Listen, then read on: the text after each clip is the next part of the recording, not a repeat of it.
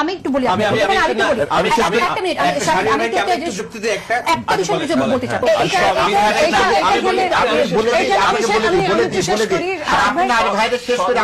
Doctrine of necessity বলে একটা শব্দ আছে সংবিধানে নাই ভাই। শুনেন আমি বলে দিই, ডক্ট্রিন অফ নেসেসিটি হচ্ছে কালসনের থিওরি, গ্রান্ডনাম থিওরি।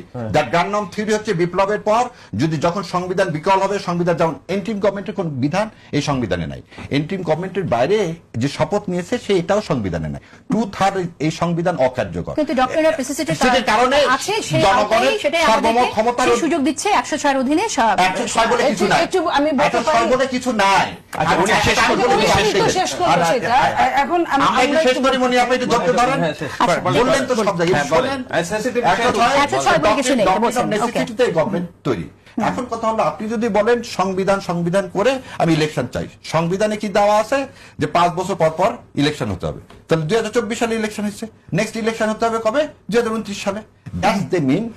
সেই জন্যই কি আয়োজন আপনার 2029 সালে না, বলা হচ্ছে যে আপনাকে যদি ভোট করতে হয় তাহলে সেটা অবশ্যই করতে হবে জুলাই সনদের ভিত্তিতে। সেই জন্য আমরা চাচ্ছি কি রেফারেন্ডাম। আর জুলাই সনদের সাথে কেন ইলেকশনের কি সম্পর্ক?